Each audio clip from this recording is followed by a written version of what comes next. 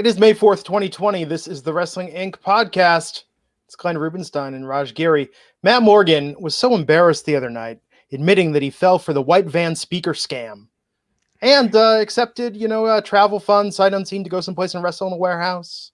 Went into a limo with some gentlemen in suits for unsanctioned cage fighting. Him just admitting what a total mark he has been. He has brought shame to himself and decided, you know what, I'm going to take a night off the Wrestling Inc. podcast. Yeah, right. Yeah, Matt's not here tonight. He is feeling under the weather, but he will be back on Wednesday.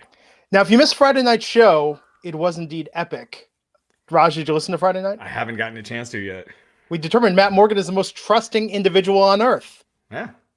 Yes. He will just go along with things. It's insane. Have you ever bought speakers from a man in a parking lot out of a white van? I have not. Oh, there you go. So Matt did, huh? Matt did. Huh. Yes, the white van speaker scam. It's a thing. Look it up. Anyhow, tonight we're going to talk about Raw, which, let me tell you, compared to Friday night's podcast, Raw, not as entertaining. I'm going to go out on a limb. This was the go-home show for Money in the Bank. And what in the hell's going on here, Raj? Was tonight live? Was tonight taped?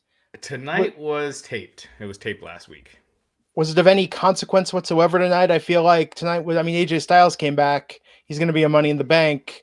What else do we got tonight that really sold the show? They nixed Roman Reigns from that video. Did you notice that? I saw that on the Twitters. Yeah, they showed the clip of Seth Rollins cashing in Money in the Bank, and it was in a match between Roman Reigns and Brock Lesnar.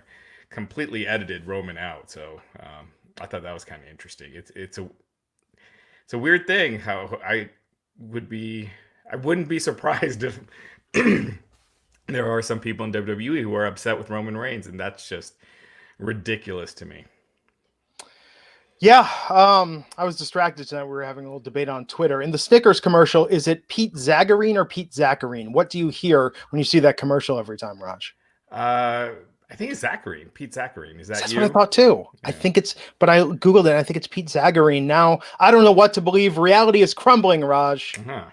Reality is crumbling all this time. The Gauntlet match tonight was okay. Interesting premise with we don't know how many people are going to be in it. What's going to happen? We're going to start with Titus O'Neil coming out against Bobby Lashley. That maybe should have told us something. But AJ was a nice surprise. Yeah, no, I thought that was the highlight of the show. AJ coming back. I didn't think he needed to take that long to beat Humberto Carrillo, but that notwithstanding, it's cool seeing AJ back. I really felt like these shows have been just feeling like they're lacking in star power, and AJ definitely adds some much needed star power back. I just like lacking in meaning. It's not even the stars. Just what does it all mean, Raj? Tonight, Liv Morgan going against Charlotte Flair. What does that mean? What's the value there? What did that do for Liv? They tried to put her over, but she still lost. Yeah, but she had a long competitive match. I didn't think it was necessarily that bad for her. It does kind of halt her momentum, I guess, a little bit because she had been picking up wins and hadn't lost yet. And anytime the people get used to you seeing you win and then you lose, I think it takes something away. But yeah, let's just start from the top with Lashley and go from there. Well, first, want to give some love to the super chats tonight. Ahmad El Yafai, £2 right there. That's like $4 American, Raj. Oh, just saying, try out. Boom. Just testing it out. And a second super chat from Ahmed saying, didn't watch Raw, but hey, my second time donating. Wow. Just wanted to say I love you guys. Thank you. Love you too, buddy. Thank you. There was also some news, some headlines, some things we'll talk about, including WWE. Weird timing, Raj. We were saying last week on the show where they're going to reopen and have stuff and be giving out masks with superstar logos on them. Boom. What goes on sale today on WWE Shop? Yeah. I'm just not saying they watch this podcast, but they watch this podcast. But let's talk about Raw tonight, and then we'll talk about the news items at the end. We did start with that Gauntlet match tonight. First we went, before the Gauntlet match was MVP, the VIP Lounge. I forgot about this. Mm-hmm. This was Shayna, Asuka, Nia Jax. I liked Asuka ranting. I thought that was great, but I don't know. I mean, this just all devolved into what we thought it was going to. I think this match is going to be awesome. I think these women are all super credible. This was fun. I'm almost glad they didn't spend too much time on it, though. Yeah. Yeah, I mean, I thought it was pretty short and sweet. So yeah, I didn't mind it. Yeah, I think the Money in the Bank. I'm actually looking forward to that. I think that could be interesting. I this match, even the way they sold it tonight, men and women competing at once. Starting on the ground floor, they were showing the insides of offices, of Mhm. rec rooms, of conference rooms. I mean, is this almost such a great idea? There is no way the reality of this can live up to what we've all built up in our heads. I don't know. I don't know how many people have that high expectations right now. You don't think this just sounds like the most amazing? Oh, I think it could be really cool. Like I didn't have that high expectations for the Boneyard match, and I loved it. So I think that they can do some cool stuff here. I don't know if you saw that interview with Becky Lynch where she was saying that Vince McMahon was demonstrating how to fall off a tower recently. So I think, There were references tonight to falling off the roof. We yeah, better see somebody getting dropped into an airbag Hans Gruber style. yep, I think that's going to happen. Got to pardon for the. I have to drink these things, especially without Matt here. Yeah. Man, I hope he's feeling better. I know this is the time we've talked about it on this very podcast. Raj, how are you doing? Even a cough, even like a sore throat, don't you start freaking out? Yes, absolutely. And I have allergies right now this time of year out here in Colorado, so I've been sneezing and coughing a little bit, and I'm like, it's that one corner of the package I didn't rub down with bleach. That's what transmitted it. Yeah. So we wish Matt well. We hope he gets better soon, and I'm sure he'll be back for Wednesday night's podcast. Let's talk about the Gauntlet match, starting with Bobby Lashley versus Titus O'Neil. Then we went to Akira Tozawa, then Shelton Benjamin, then Humberto Carrillo, Angel Garza, Austin Theory. Came down to AJ Styles getting the win here tonight. Do you feel that the Gauntlet match, they've done this so much, so repeatedly, that it's not quite as special given how many we've had in the last 2 years? Yeah, it definitely. I like the way they did this one. Lashley he basically beat Titus and Akira Tozawa quick. Shelton Benjamin was a little bit longer. Then finally, Lashley beat him. Was against Humberto, got DQ'd, and destroyed Humberto. And then Angel Garza came out. Humberto beat Angel Garza. Then Austin Theory came out. Humberto beat Austin Theory. So they're beating these guys still. The Zelina Vega's new group, which I think you need to give them some momentum. It's a new group. You need to get them some wins, and they're just losing all the time. But yeah, I was gonna say it just feels like these Gauntlet matches are just a way to kill a lot of time. And I think with Zelina, so Zelina is one of the top stars of Raw right now. I mean, her faction is like her backing band at this point. Yeah. No, I mean, you want to get a new group over. I mean, could you imagine if they start beating the NWO and having them lose matches the next week and, like 5 of the next 8 weeks, or Evolution or any group that, you want to get catching on, you got to make the guys look, strong. Yeah, it's Rocky Beta, Zelina and her happy men.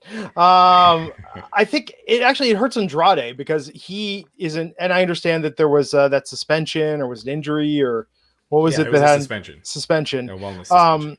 So I agree. Like Andrade is, I mean, I think I know the answer to this. Andrade is still the U.S. champ, right? Yeah. Okay. Has he defended on TV? Oh, against Apollo. That was the match where Apollo right. Yeah.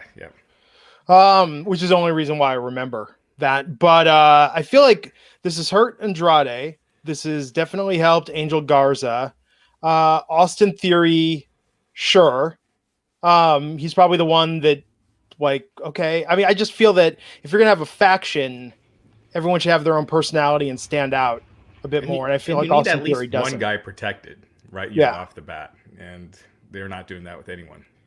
Yeah, as Tammy points out, Zelina's stable, gets a lot of TV time but no wins, and Andrade's title reign has been awful. That's why I just like them mixing it up when they do these factions, or else everybody just looks sort of like a nondescript. Like, remember in Double Dragon, the guys that weren't the final bosses? It's like this idea. It's like everyone's just a henchman at that point. There's nothing unique about them. You treat them like 3MB, and people will see them as 3MB. You know what I mean? Like, what was that other group after 3MB where I think it was Heath Slater and a couple other guys? I don't even remember. Bo Dallas. Social Outcasts. Social Outcasts. Yes. Yeah. When you're beating them right off the bat, that's what people see you as. Yeah. Social outcast. Once Adam Rose left the group, it was all downhill. Yeah.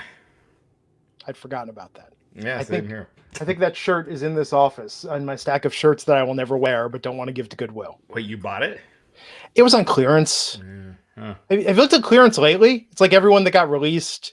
It's like the Seth Rollins, the man's man shirt. Like clearance in WWE is a very sort of entertaining yet sad thing to browse through. But yeah, I think I paid like $2.99 for my Social Outcast shirt. And hey, maybe now I could turn it into a delightful face mask. Seeing that crafting is all the rage. Yeah.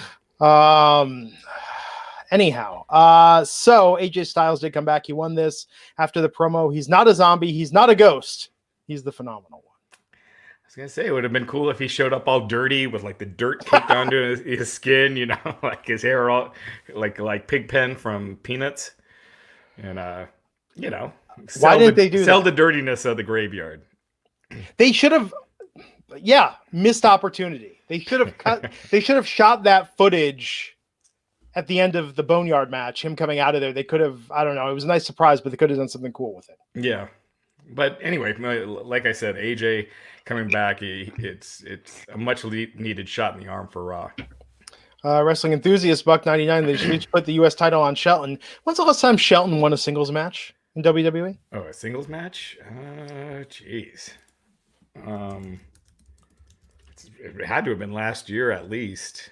He won. He won a match where it was just him versus someone else. Yeah, didn't he beat Shorty G there for a little bit? Didn't? I don't think so. Remember they had the tag team and then they were feuding for a little bit? I don't know. I mean, he's been winning on main event, but yeah, on Raw, I don't know. It's definitely been a long time.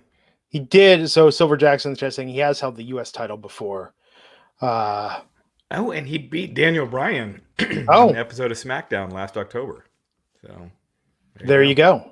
I guess make it count when it happens. Yeah. But tonight, I mean, against Bobby, you knew that Titus wasn't winning. You knew that Shelton wasn't winning. Right. Just wasn't happening. Oh, Gary Adams, that's nice. $4.99 saying these podcasts are really the highlight of my day during these times. Thank all you guys for all you do and keep up the great work.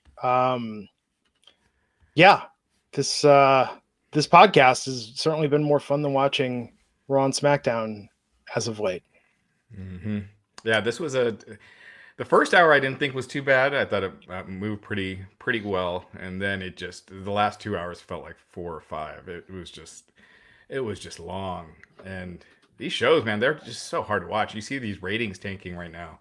I mean, they're in a free fall, and shows like The Walking Dead and Lost. I know a lot of viewers, when you're watching a show and then you decide you stop watching it and you've moved on, it's hard to go back.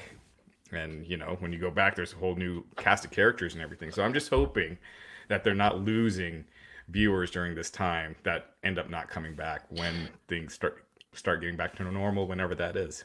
Well, but the difference, though, is if you stop watching The Walking Dead and you decide to restart watching, you're going to go back to where you left off and catch up. You're not just going to skip 3 seasons of a show. Because I wouldn't want to watch those bad seasons. Because the whole reason I stopped watching is because of the bad seasons. So I think they said in season 9 it starts getting good. I stopped watching the season after Negan, where it's like 2 days. The whole season was like 2 days.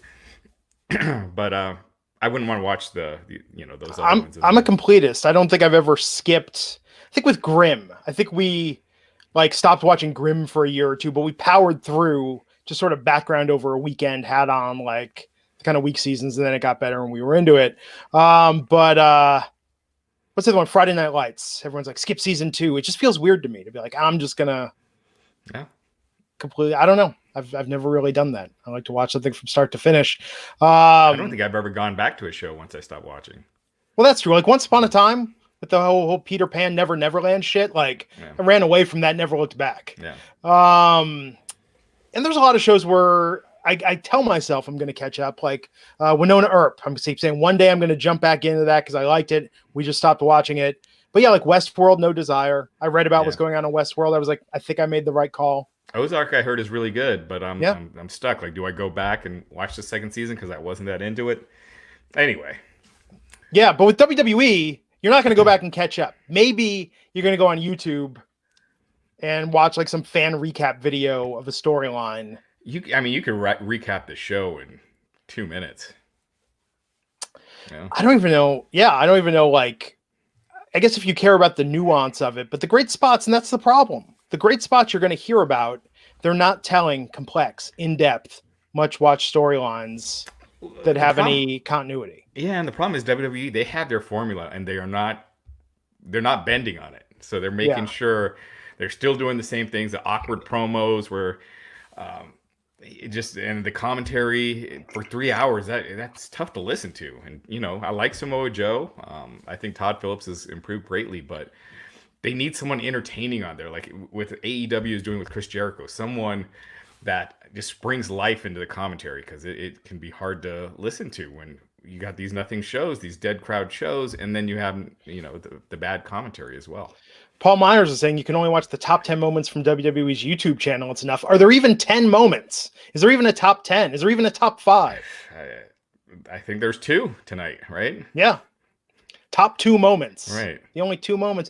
And I would put in the top 3 Tamina's thing she posted today that I don't even think we're going to see on TV, because they didn't show the thing she posted last week. That was so good. I should watch it. She did the skit where she was like her therapist talking to herself. Like, it was cute. I mean, but it was also, it was funny. It was playful. It was, again, I would not be upset if Tamina won against Bayley, but they're not even going to show that on TV. They didn't show the last promo she did. It's just tough. And Ryan L saying, well, they advertised Edge versus Orton next week. I feel like they're doing bare minimum to be like, tune in, guys. Yeah, they didn't say they were going to be in a match. They said, like the hunter becomes the hunted, and Edge is, they're both going to be there next week. Edge and Randy Orton will both be on Raw next week. So. Now, if one of them hunts the other one, that I would watch. Yeah, that is 3 hours. Like The Hunt. Yeah. Did you watch The Hunt? I have not yet. I really enjoyed it. It's sort of offensive to everyone, and it was delightful. I watched this documentary on The Shining the other night, though. That was really good. Nice. Did you watch Dr. Sleep yet? Yeah, I did. What did you think of Dr. Sleep? I like the last half hour. But yeah. I don't know. Jason Smith saying commentary was a lot better without Lawler. I agree with that. I think Samoa Joe's great. Yeah, just someone that really turns it on. Like how when CM Punk did commentary before, Jesse Ventura, since he's not running for president now, have him call in. I know. How, as a nation, are we going to possibly survive without Jesse Ventura on our ballots this fall? Yeah, tonight he made it official. He's not going to do it. Michael the Virus saying, just me, or do wrestlers need more smack talk while in the ring? Need noise and heels that would talk crap in real life. That's why tonight, if it was taped earlier, who knows how much earlier, I feel like lately they've gotten better with that. They've gotten better lately with filling the awkward silence. Tonight seemed like a step backwards in many regards. Yeah, and sometimes on the promos when they're like speaking under their breath, but you can see they're just moving their lips. It's just, it's just not, this product isn't for me. If I would be one of those guys not watching any wrestling, not AEW, not WWE. I find AEW also, the match is tough to watch. They sprinkle in a little more of the bubbly bunch, and they throw in some cool things like that. Not enough to keep me for 2 hours, but I do think they are experimenting and trying different things to make it move faster, whereas Raw, they're not. Well, and we'll see. Who knows? We'll talk more later about when fans potentially will be back, because Ahmad saying in the super chat, wrestling without fans, it sucks. I don't think that 25% capacity crowds are going to bring back the magic necessarily. Yeah, it's just a slow, measured way to get there. It'll be better than none. With AEW, you see the handful of people they have at ringside. It does make a difference. Here's my question. Okay, this is kind of like sort of national sort of gut check about sentiment. I think the first week back, super respectful. Everything will go over. Like a 25% crowd will sound like a 100% crowd, because everyone will be so happy. It'll be a big deal. How many weeks until the what chance and the CM Punks and the back to normal?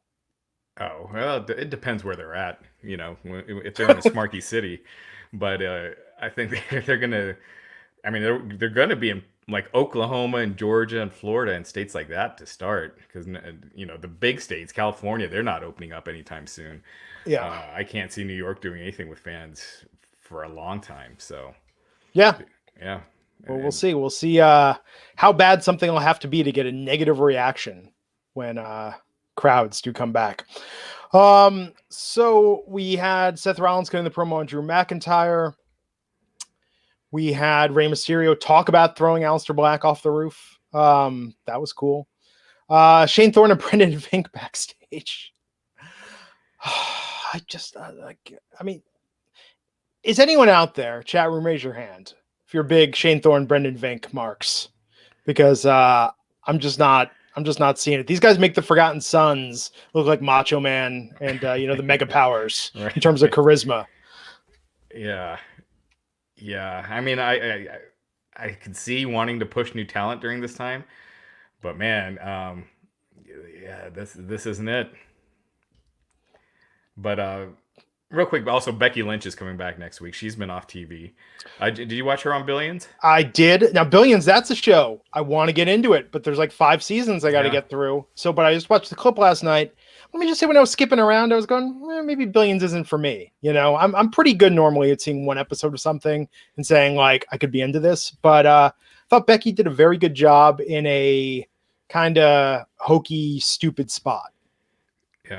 Yeah, I only saw the clip. I haven't watched it yet. Billions is one of those shows my brother-in-law keeps trying to get me to watch, so I might do that. Did you hear that Becky also might be doing a Marvel movie?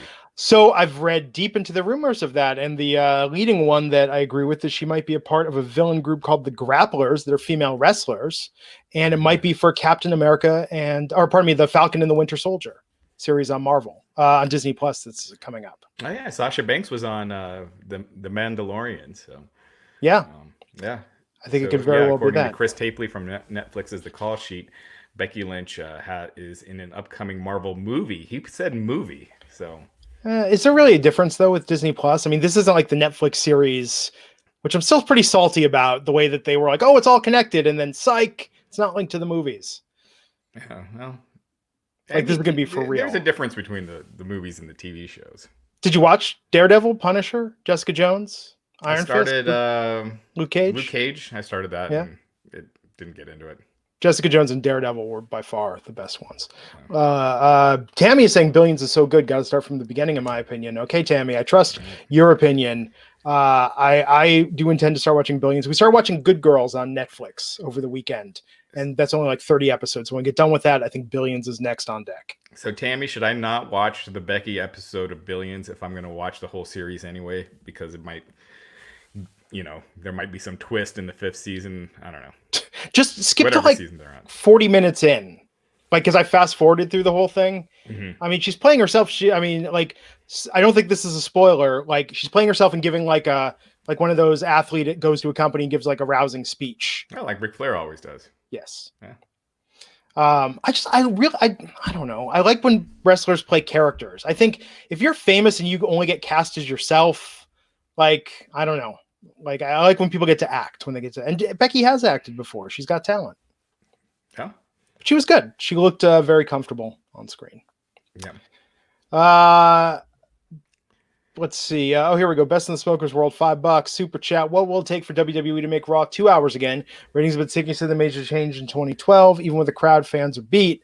Contractually, could they even do that? No, contractually, it's 3 hours, and they're making so much money, even though they're eroding the audience with it. But, with so much money off these TV deals, they're fully dependent on them now. There's no way. They just signed a 5-year deal that just started in October, so at least 4.5 years at 3 hours. If Fox ever got Raw, then it would have to move to 2 hours because you got the local news, so they'd have to end it, early, like when SmackDown does. Michael the Virus is saying props to talent seeking outside WWE opportunities. Someone says know them and break them. If Becky does start getting cast, and I think she absolutely should, I mean, that's losing. I mean, if Vince loses Becky and Roman, like, that's the top, right? I mean, it's like Brock. Thank God Brock's not going anywhere to act in any films, although I'd pay money to see that. Put Brock in a comedy with children. Rock tried to get the Brock in one of his movies back in the day, and Brock had no interest. Yeah. Yeah, Becky, we'll see. We saw with Roman when he was in Hobbs and Shaw. I don't think they ever showed his clip on WWE television, right? They did on the website and things like that, but I was shocked watching Hobbs and Shaw how little he was in the movie. Yeah. They really made it seem like a bigger deal. Yeah. Well, the WWE, I don't think they ever mentioned it on TV. No, they talked about when he filmed it. On TV? Yes. I don't think I remember. so. And when the trailer came out, they did talk about it. I don't recall seeing it. I know they did on their website and everything, but yeah, they're weird when wrestlers get other outside opportunities. I remember that time Daniel Bryan was on some sports that I don't watch. Baseball, their float, the champions that year. Was it the Giants or something? Or no, Seattle. Yeah. I mean, it would make sense. It would make sense for Seattle, but I think it was the Mariners. Yeah, I don't know. But he was on a parade and it was a big deal, and they never showed that on WWE TV. And he was one of their top stars at the time. It is a weird balance. Yeah, and tonight, no mention of Billions by WWE. Yeah, not at all. And it was all over Twitter last night and today. Mm-hmm. Very interesting. So, man, I know that's interesting, but if you think that was cool, let's talk about Shane Thorne and Brendan Vink versus Ricochet and Cedric Alexander. Raj, go. If I told you MVP is managing one of these teams and you hadn't watched WWE TV in a month, who would you think? Well, I mean, come on. I think it's pretty obvious who we would all think. Not Shane Thorne and Brendan Vink. Right. Well, there's way more upside with Cedric and Ricochet. They could have a real cool stable with MVP. The thing that has always hurt Cedric and Ricochet is their promo skills. You got that with MVP. Turn them heel, align with MVP, and Brendan Vink and Shane Thorne. They can be used and try it out, but I just feel like that's a good tag team going to waste with Ricochet and Cedric Alexander by doing this 50-50 booking where they win one week, lose the next. They're just kind of staying in place. Yeah. Well, if that didn't get you hyped, San Francisco Giants. That's who it was. The Giants. Yes. See, that's what I thought. I thought you meant New York Giants. No. That's a whole different sport. Yeah. Was that the whole Fear the Beard year with Brian Wilson? I don't know baseball. I don't either. Which, by the way, I could not name two players right now that are. I think I've stated this before. There's only one person gets to have a famous name. Everyone's talking about Brian Wilson. I think they're probably talking about Brian Wilson from the Beach Boys and the rad beard he had when he was holed up in his house, writing music, playing piano in a sandbox for all those years in the 70s. I didn't know it was a baseball player. I felt pretty stupid. We got a director named Steve McQueen. I think they're talking about Bullet Steve McQueen. You have to at least do a Michael B. Jordan, put that middle initial in there to differentiate. Steve McQueen. I've seen his son more than I've seen his father. Yes, but there's the director, Steve McQueen. Oh, yes. Oh, right. Yeah. You got to use he made 12 Years a Slave. Yeah, when I'm in charge, an initial will be mandatory. If someone gets the famous name, you need to find a way to differentiate it just so we all know what you're talking about. Or else someone's talking about Steve McQueen and I'm like, yeah, have you seen Bullet? It's amazing. And they're like, no, I mean the 12 Years a Slave guy. This is just, no. Yeah. We need rules. We need order. Yeah. Sorry. Who is it? Chad McQueen? Chad McQueen is his son, yes. I wonder if he gets a laugh. If people will go to him and they're like, hey, your dad did a great job making 12 Years a Slave. Wrong Steve McQueen. That would be something. Yeah, and he married Ally McGraw and made 12 Years a Slave. Yeah. Wow. Talk about range. Yeah, he needs like you said, Michael B. Jordan. Michael B. Jordan. Yeah. It's at least I'm glad with Denzel Dujournay, going by full name. There's only one single name Denzel. Notice there's no other Madonna in the world. There was no other Prince. Right. You got to learn to respect that shit. Mm-hmm. Will the Professor just giving me $2 or giving the chat $2 saying, Glenn, my boy Tim needs Manscaped. Sell him on it. Tim, if it looks like you got Sam Roberts sticking out of your underwear, you need to Manscape, and you probably do. Use our code WINC, save 20%. There you have it. Anyhow, back to Monday Night Raw. Thank you, Alonzo. You're like my teleprompter. So if Brendan Vink and Shane Thorne getting that win on Cedric and Ricochet, let's talk about the Viking Raiders. Yeah, pinned Ricochet. Yeah. Oh yes, and then the Viking Raiders beating the Street Profits. Mm-hmm. What the hell? Well, this makes sense in the sense, they're trying to build the Viking Raiders up as challengers. So like I hate the idea of non-title matches. If you're a champion, you're wrestling, it should be for the belt. If it's a singles match or you're in a tag match, if you're tag team champions, why is this a non-title match? In the UFC, the only time it's a non-title match is if there's extenuating circumstances. Someone misses weight or things like that. I don't know. Anyway, regardless, but yeah, this is to set up the Viking Raiders versus Street Profits for a tag team program. So it makes sense for the Viking Raiders to get the win here. I think that both teams look good in this match. I get that it's setting something up. I feel like with the Street Profits and Bianca Belair, where's Bianca? Bianca came to Raw. Everyone was talking about Bianca on Raw. Bianca was doing great on Raw. Where's Bianca? Was she on last week? I don't remember. She wasn't on tonight. These are, there's so many things going on right now that it could be a ton of reasons, from she's just not being used to she didn't want to, go to the set of tapings, so who knows? I will agree with Trombone 316 that at least the Viking Raiders promo was better than usual tonight. Yeah, because it's been absolute shit the last couple of weeks. So Tammy, I wish I didn't know this. Tammy's saying Bianca's on main event. Oh, okay. Didn't we last year? I guess that makes sense. Why have her on right now if she's not going to be in the Money in the Bank match and she doesn't have a match at the pay-per-view? But wait, we've talked about this before. Whether it was, I believe last year with EC3. I believe, didn't EC3 set a record last year for the shortest distance between a call-up and appearing on WWE main event? I seem to recall that conversation. I feel like No Way Jose would have been on there too. Maybe. He was pretty fast as well. Baby Maharaj is saying we skipped a super chat. Raj, if there are any super chats we missed, anything you want to get to? I must have missed it. Sorry. Baby Maharaj, say it again in the chat. I saw it scroll by. I'm trying to keep up. The problem is if I pause on the super chats. Oh, there we go. There we go. Oh, that's just problematic. Oh, yeah. Thank you, Baby Maharaj. But no Jinder Mahal tonight. No Jinder. They did a vignette, so a little video promo for Jinder.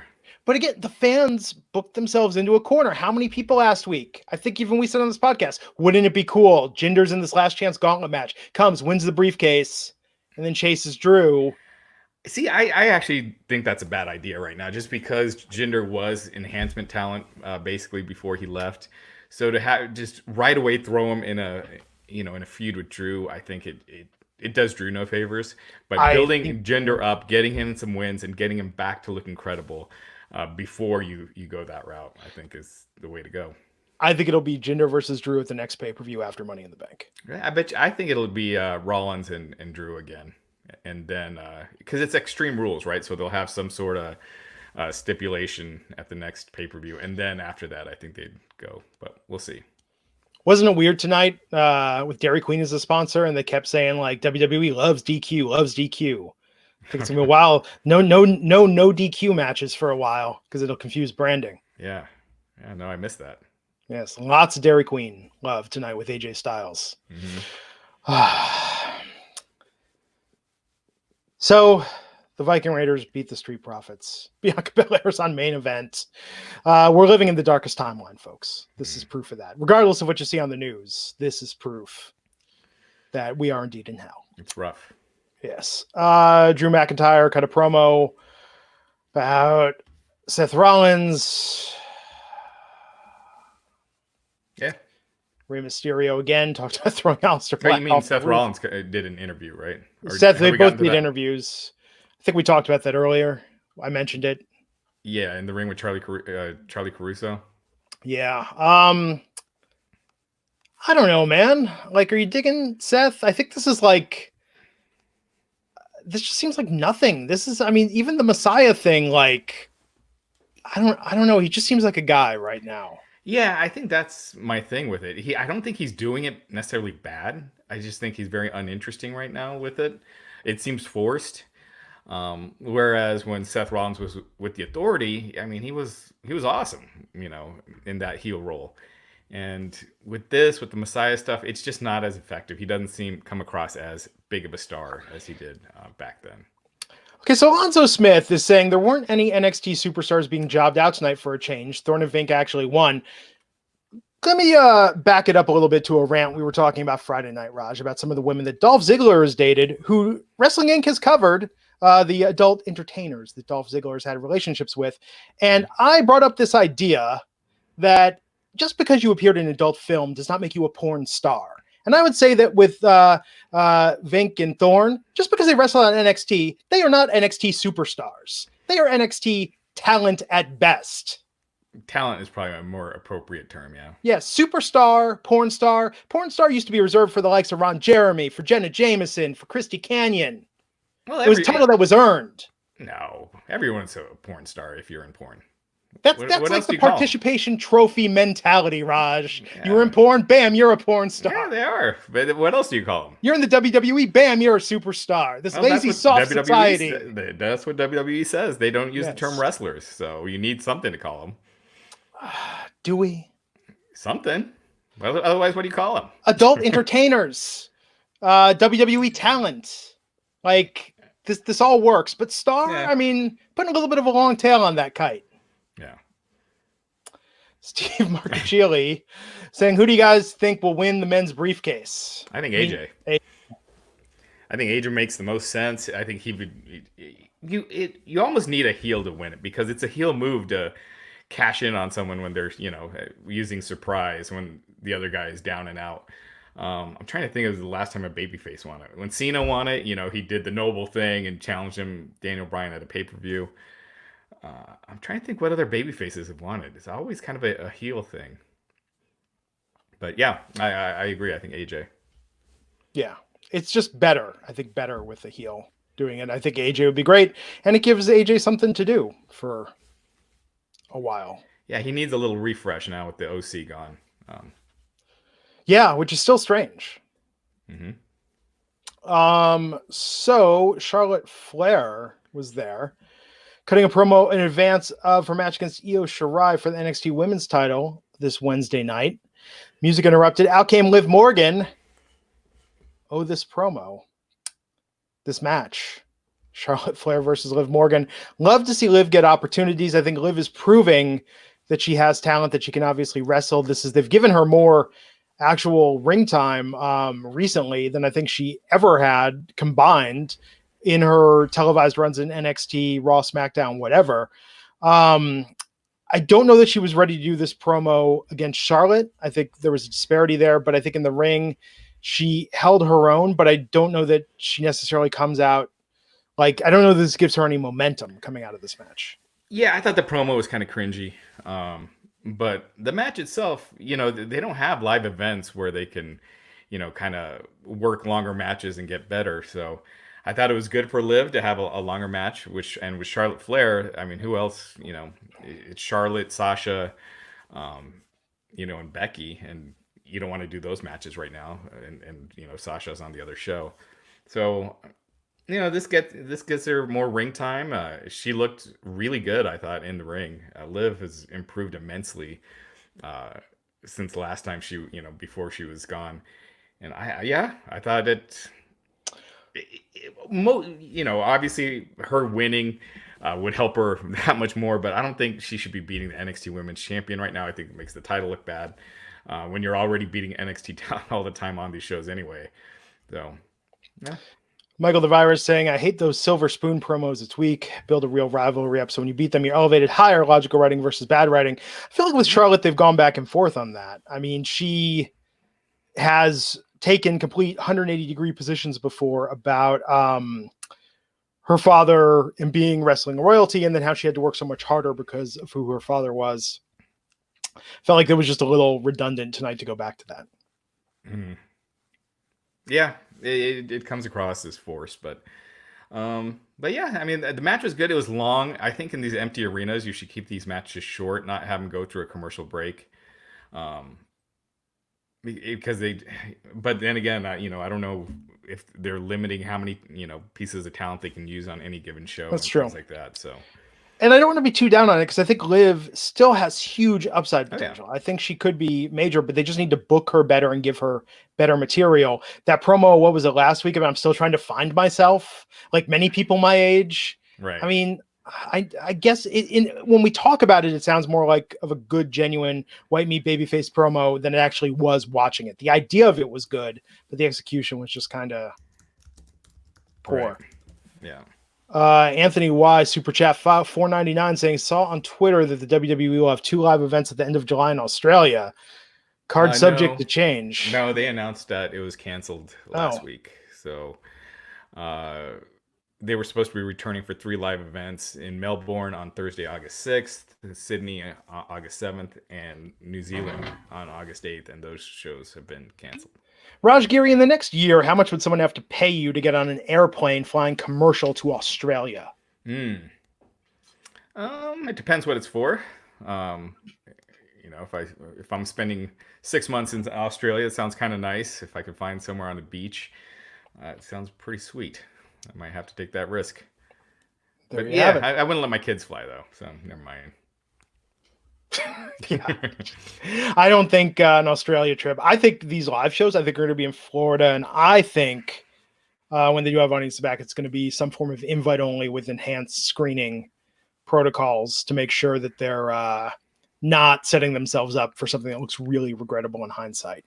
Well, they're opening movie theaters up in some places where they're checking your temperature, as you go in. Obviously, you're not going to catch the asymptomatic people, which that's how are they checking their temperature? I mean, like, I think it's the way they're doing it in China, where it's not it's one of those temperature scanners that you don't touch your face, I guess. Is that how it works? People give me a very hard time about my temperature story. I'm just saying, if you want to be thorough and accurate, that is the most thorough and accurate. If you have everyone pulling their pants down, bending over to get their temperature checked before going to a wrestling event, I don't think it's that. Maybe just with the talent, individually, they'll have a WWE doctor. Yeah. But yeah, I think, look, I'm excited. I agree with you, Raj. Like, I love the idea of traveling. I mean, of going to some place where maybe the risk is incredibly low, or going to someplace isolated. But I just think the process of getting there and the feasibility of it is going to be tough for the foreseeable future. And who knows what's going to happen. Yeah. In Florida, they're looking to open it up, movie theaters, in a couple weeks. Sporting events, it was reported in the local news media in Florida that the governor was looking to have 25% occupancy in the arenas for sporting events. That's not part of this phase 1 that actually went through. That was a suggestion that they're looking at, but that didn't go through this phase 1. So, and by the way, crowds. Looking at the Florida thing, let me give some credit to Florida for a second, because when everybody heard, oh my God, Florida's reopening all this and going into phase 1 and doing all this stuff, there's a big asterisk there, which was like, yeah, except for Broward,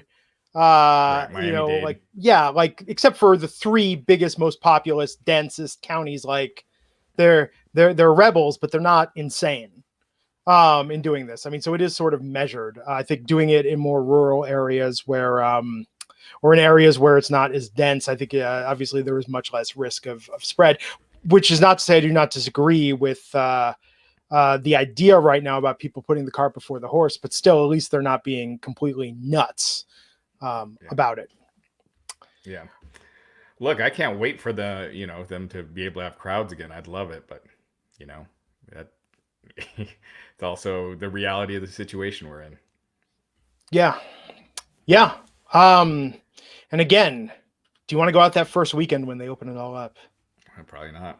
Even the second weekend. It'll take a little while. Yeah. When are you leaving your house again, Raj? That's what I'm getting at. Have you marked the date in your calendar? Golf courses are open back out here, and you can do it in a relatively safe way. Oh, I wish Matt and Justin were here to hear that comment. Yes, you don't touch anyone. It's all done online. You go your tea time. So. Are they opening the Country Club Clubhouse? No, the clubhouses are closed. Clubhouses are closed. The fact you knew that is hilarious. Oh, man. Okay, so back to Raw. Drew McIntyre versus Murphy was the main event tonight after Charlotte Flair got that win on Liv Morgan. We knew how this was ending, right? I mean, this with McIntyre beating Murphy and then Rollins getting in there, but I like that Rollins didn't have the better of Drew. Necessarily. Yeah, it was kind of what happened there at the end. He was Rollins attacked Drew at first with the super Yeah. kick while Drew was distracted. Then Drew grabbed him, put him down with the Glasgow Kiss headbutt. Drew kept challenging Rollins. Rollins retreated to the floor. So I don't know, man. Based on your predictions here, Drew was standing tall with that title. I mean, they're not gonna give the title back to Rollins on Sunday, are they? No. The math, they haven't been doing it. Like if Rollins lost tonight, then I think, or if it was a big beatdown. But they haven't been adhering to the old Raj math rules as much. So you're saying somehow Buddy Murphy could end up WWE champion on Sunday night because he was defeated. That's exactly tonight. what I'm saying. If he was in Money in the Bank, he'd be winning it. No, but I don't see any way they have Seth, Drew losing to Seth, right? Already. Yeah. No. I hope, though, I want shenanigans. I want the person to win, and then I want the twist to be they have to get back down and just let the entire roster come in and charge them to try and get that briefcase out of their hands before they make it out of the office. Well, all these guys are going to be in Florida. Just the Money in the Bank guys aren't, Well, they already shot it, though. I don't know if they shot the whole thing. Really? They probably have. I'm trying to think. Because they didn't have Money in the Bank on their taping schedule. So, yeah, they must have completed it. I'm looking forward to it. I think this could be, no lie, the best WWE pay-per-view ever if this match is amazing and just wildly exceeds our expectations, or even hits the expectations we have for it. This could be certainly the most unique WWE pay-per-view of all time until they do Survivor Series. They beat that tagline over your head. Like the most unique Money in the Bank in history. They beat that line over your head during. And after this, we need Survivor Series on an island. Yeah, that would be kind of cool. They could rent out Dana White's Fight Island. They could. It'll be open by then. They could. Man, see, as we talk about it tonight, talking about it was more entertaining than watching it. The show, man, and maybe because they taped this first was weird. They were live last week. What's that about? Yeah, it's just a way to do, basically every other week you're taping and not, if you look at the schedule, it makes sense the way they're doing it. So you're never older than basically like a week with what you're watching. Huh. So next week we'll all be live. So what else is going on in the world of wrestling? Jimmy Uso, he hurt his knee. Oh. It's believed during the WrestleMania match. And so he's out, they're saying 6 to 9 months. And so there's talk of Jey Uso, possibly them using him. Because usually when one of the Usos gets injured, they don't use either of them on TV. But apparently they're considering using Jey Uso while Jimmy is out. And then what else? Kevin Owens, he said he suffered an injury at WrestleMania, a minor one. He said he thought he was fine, and then he woke up the next day and his ankle was swollen. So he should be back soon. So, and then, Edge and Randy Orton are coming back next week. Who else is kind of out? Sami Zayn, as we talked about. Sami Zayn, that's his choice. He is, and Roman Reigns, obviously, who got the Benoit treatment, with the... Would you go that far? Would you really call CM it that? Punk. I'll say we'll call it the CM Punk treatment. Editing him out, it's really weird that they would do that. Yeah, I guess probably because there's not a return date, and maybe they're but there's not a return date for Brock either. They showed Brock. Well, I think it's a little different though. I mean, with Roman, I don't know. I think it stands out more when you do that. Yeah, I mean, with Brock, there's clearly a formula that if we give him enough money, he will come back. Yeah. I mean, it's not like they're showing these clips of they're coming back. It's just something that happened in time. So yeah. Anyway.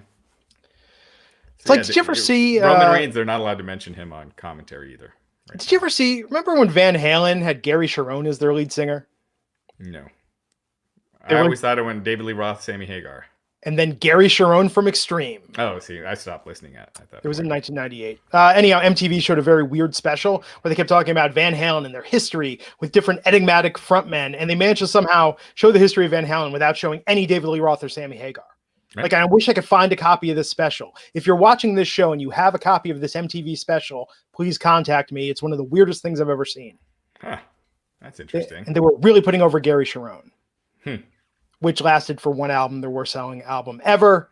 And then they fired him, got back together with Sammy, and then back together with Dave. Yeah. Big Van Halen fan? I was a huge Van Halen fan. 1984 is, I think, one of the greatest rock CDs of all time.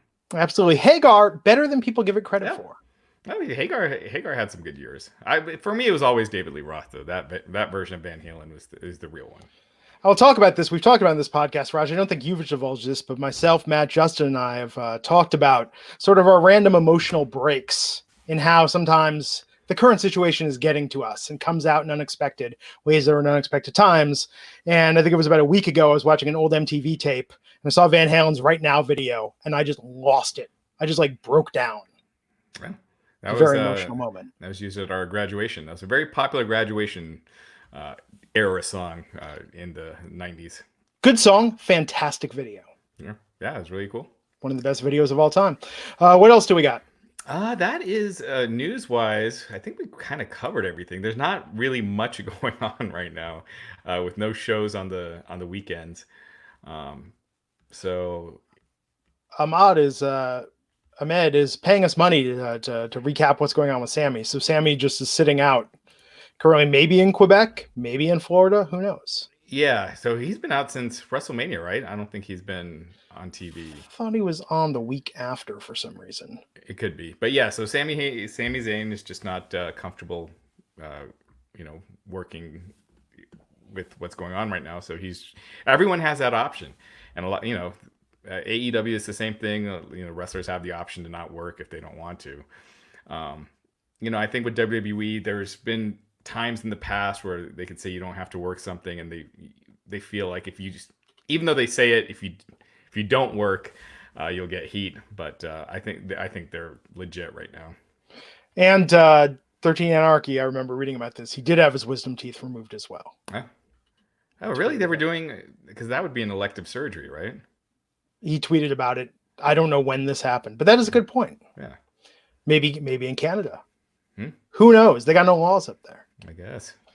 13 Anarchy also asking, wasn't Gary Sharon with Queen for a hot minute? No, he sang with Queen at the Concert for Life, the tribute to Freddie Mercury, which you've never seen. Find the footage online. That was an amazing concert. James Hetfield from, I think, Metallica sang with Queen. George Michael sang with Queen. That was like an amazing concert. Highly recommend checking that out. They had a lot of guest performers. It was very, very good. Yeah, well, we got a little time. Why don't we go through the Money in the Bank card and give our predictions here? Okay. Let's Good see. idea, Michael. The money. We got a little time to go through the Money in the Bank card. The Money in the Bank card's 4 matches long, Raj. There's 6 matches right now. Oh, there's 6. Pardon me. Let's start with the SmackDown Tag Team Championship Fatal 4-Way: New Day versus Miz and John Morrison versus the Forgotten Sons versus Lucha House Party. I think it's got to be the Forgotten Sons at this point, right? I don't think you want to get the belts on them too soon. Yeah, but we say that, and when they don't get the belts on them too soon, they never get the belts. Yeah, but I don't think the Forgotten Sons should have the belts, to be honest. They're not bad in the ring, but oh man, listen to their promo on SmackDown. Was it last Friday? These weeks feel like months.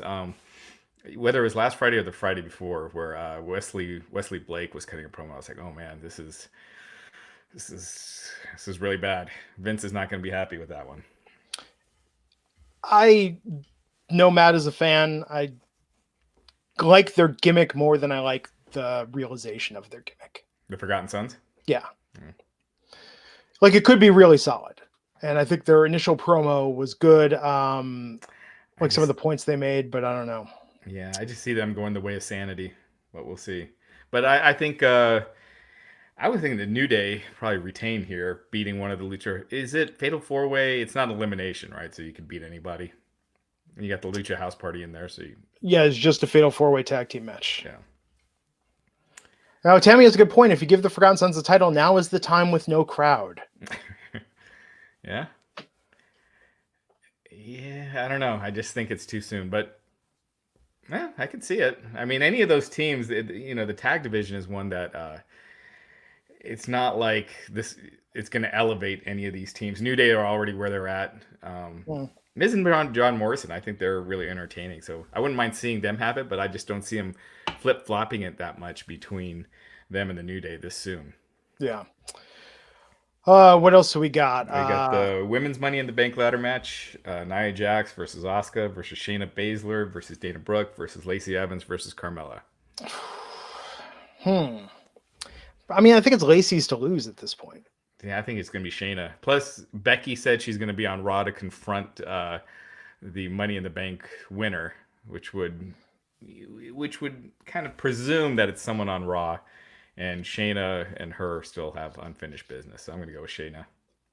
I could see Shayna attacking Becky, injuring her so she has to drop the title for a while, and then setting up some way to get that while letting Lacey keep the briefcase. Yeah. I don't know. It just seems too clean to just give it to Shayna and then use that to get her title. Yeah, she'd be my number two. My number two pick is Lacey, but I'm going to go Shayna. And then the men's Money in the Bank, which is going to be happening at the same time. Daniel Bryan, Rey Mysterio, Aleister Black, King Corbin, Otis, and AJ Styles. A lot of times someone out of left field wins, but I think AJ. Yeah. He is kind of the most obvious. But yeah, I'd go AJ. And then who's he cash in on? Drew down the road. Yeah, I think that makes sense. AJ would be good because I think he could just literally talk trash with that briefcase for 6 months. Yeah. And it would work. Yeah, he's really good at it. King Corbin, I just feel like it'd be too much of a kind of a been there, done that. Yeah. Otis, again, I see the Money in the Bank I see as more of a heel thing, so that kind of goes the same with Rey Mysterio. Aleister Black, it doesn't fit his character. He's got this dark character.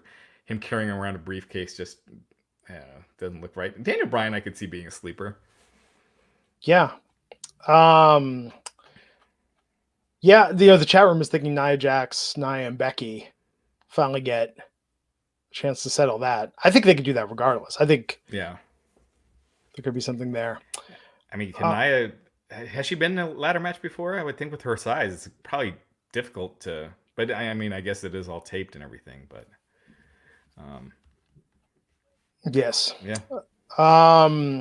So then we have Braun Strowman versus Bray Wyatt. Man, I think they should go with Bray. I think Braun again Strowman's, that quick. Yeah, I think Braun's title reign. He wasn't meant to be the champion anyway. It was, it was a last minute desperation thing because Roman. How would you like that to sort of be like the caveat to your championship reign? You weren't really supposed to be the champ anyhow. It was the last minute thing. We got it off you at the next pay-per-view. Whatever, things happen. Yeah. Well, I mean, I think you don't want to beat Bray. They could do a non-finish. But yeah, you don't want to beat Bray. So either a non-finish or Bray wins it. And yeah, you do a non-finish and then you have a step at Extreme Rules with Strowman and Bray. Okay, then we've got Bayley versus Tamina for the SmackDown Women's Championship. I think Bayley. Unless there's some way Sasha can cost her the title, I think it's Bayley. Yeah. I mean, I'm sure Sasha will be there, but I think Bayley, and we're still headed to Bayley versus Sasha. And then we said before we think Drew McIntyre is going to retain. Yeah, I definitely think so. Okay. Any super chats we didn't get to? No, I think we got everything. Did we get everything? I'm just. Real quick, me and Jesse Collins, we mentioned on Twitter we've been talking about doing a Saturday night's main event podcast. So Thursday nights, it's a live watch along, 8 p.m. Eastern. So join us here on our YouTube channel. And we're just going to go through. We'll see how it does this week. If people enjoy it and tune in, well, there you have it. Try to do it every week. But yeah, we're kind of discuss what was going on in wrestling that year, and then live watch with you guys, so you guys can send your chats, and we'll make it a like a little party thing. So should be fun. There you go. Starting with 1987. 80, not like 84, not like the old school when it launched. Starting from 87 to 89 is the plan. Wow, interesting. Ahmed had one other question. A question from Mark: which WWE show is best? I mean, it's still got to be NXT, right? For me, it's probably Before this all happened, I would say that Raw has been the best show this year, mostly because of the Randy Orton Edge stuff. But since the empty arena shows, oh man, I think they're all just so hard to watch. But I'd say SmackDown because it's shorter. Raj, our chat room has not stopped believing. The thing saying, thanks for everything you do. Raj, have you seen the Goonies yet? Josh Brolin could come over to Raj's house and bring Corey Feldman and Sean Astin with him, and Raj would not watch the Goonies. No. I'd say He's get like, the hey, it's hell out of my Thanos. house. Really? Get the hell out of my house. No, not yet. Yes. He'll get to that after he finishes Billions. Yeah. So the episode that we're starting with on Thursday is the 1 January Hulk Hogan versus Mr. Wonderful Paul Orndorff in a steel cage. And what time again, Michael wants to know? That's 8 Eastern. And so we'll kind of discuss the show a little bit before we start it, and then we'll all start at the same time. So and it's on the network? Yeah, it's on the network. Yeah, I forget sometimes that they Did you ever watch Saturday night's main event? I watched like the early ones when they would preempt SNL. It was always preempting SNL, except when it was on in the summer. I remember it beat SNL in the ratings. Yeah, which was crazy. Yeah. Well, sometimes. I mean, was it beating SNL when Phil Hartman, Dana Carvey? Like, I'm sure it was beating SNL when like the Anthony Michael Hall, Robert Downey Jr. season. I think up until '89, it would beat it. Obviously SNL's every week, and this was not. But I forget when it stopped, but it would beat it sizably. And then obviously the main event, the one in what was it, 1988, February of 1988, that did 33 million viewers on NBC on Friday night. So it's crazy how much TV has changed. It is a different time now. But isn't it crazy though that WWE is like one of the few things still producing new content? Every TV show right now, I don't know if this is impacting any you're watching. We're having shows right now that are having these abrupt season finales because, we had to stop filming episodes. WWE still doing it, and the ratings just keep going lower and lower and lower. Yeah, no, I mean, I was saying on SmackDown last Friday night, most of the shows were up from the week before. And SmackDown did 1.855 million viewers, the lowest ever it's done on Fox. It's the lowest outside of that one on FS1 since last July. So the USA Network SmackDowns were beating what they did last night. So, again, I hope the fans come back and they're not, being turned off for good. If only they remade Land of a Thousand Dances with the current roster, telling you it would go viral, everyone would tune back in. Yeah. CJ Kemp, Raj, which major championship out of the 3 shows you say is being booked well? I would say the World Championship that Drew as champion. I feel like that belt has been booked well. They're not having Drew lose random matches, non-title matches, and so I would say that. And he looks stronger, I think, with Braun. Although, maybe this is to your point where they don't have a long-term plan for Braun to be champ, because I would say that Braun could have 3 or 4 really credible, strong title defenses where he looks very powerful, and then have Bray get to him with the whole Black Sheep thing. That would be a powerful long-term story to tell. The fact they're going right into this first feud, I think maybe you're right. They don't foresee him being champion much longer. Yeah, he was strongest when they had him as that big bad monster, that unstoppable monster, and what they're doing with him now, I don't know. Yeah.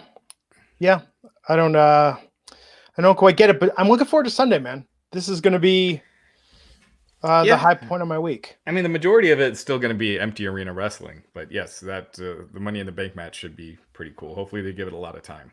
Now, has AEW talked about when we're going to have live crowds? This Wednesday? Yeah. Oh, crowds. So AEW is back to live this week, and they're alternating with their schedule. So this week is live, next week is taped, the following week is live. As far as fans in the crowd, I don't think any state's allowing that right now. So once a state lifts that restriction, I bet you AEW and WWE will be looking at it and seeing how they can change it. Because look, AEW ratings they're doing their lowest ratings in their prime 18 to 49 demo.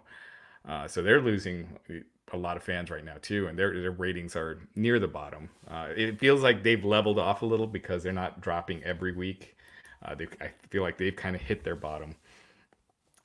but we'll see. I mean, they're in this high 600s now, and they were doing 900s, close to 1 million in January. Yeah. And WWE Shop today launched non-medical grade masks, but they do comply with the non-medical grade safety precaution. They're double layered. They've got a Fiend one that looks kind of creepy, an Ali one that actually looks pretty badass. Not sure if it's going to look as good a person as the photo. Yeah. But they're all in on this. So, hey, at this point, whatever it takes, if we're going to do these limited reopenings, whatever it takes to get people to wear a mask, I don't care what you've got on it, as long as you were taking that precaution and doing your part as a good citizen. Yeah, and the masks, they are compatible, like you mentioned. And WWE is donating 100% of the net proceeds to AmeriCares, which is a nonprofit disaster relief and health organization. Yeah, they don't ship, though, till late May, which I thought was interesting. Oh, they don't? No, which, again, maybe they got the idea from this podcast. Yeah, there you go. And mock up the art. When's the soonest we can get them? Late May. Okay. Put them up for sale. Right. I almost bought one today, and then my wife pointed out she's ordered like 6 different masks for me already. It's like, well, I'm pretty well stocked. From WWE? No. Just in general. She's on top of things, Raj. Yeah, we have a bunch. And we still had some N95s left from the fires here, which we tried to donate, but they wouldn't take them because it was already an open package.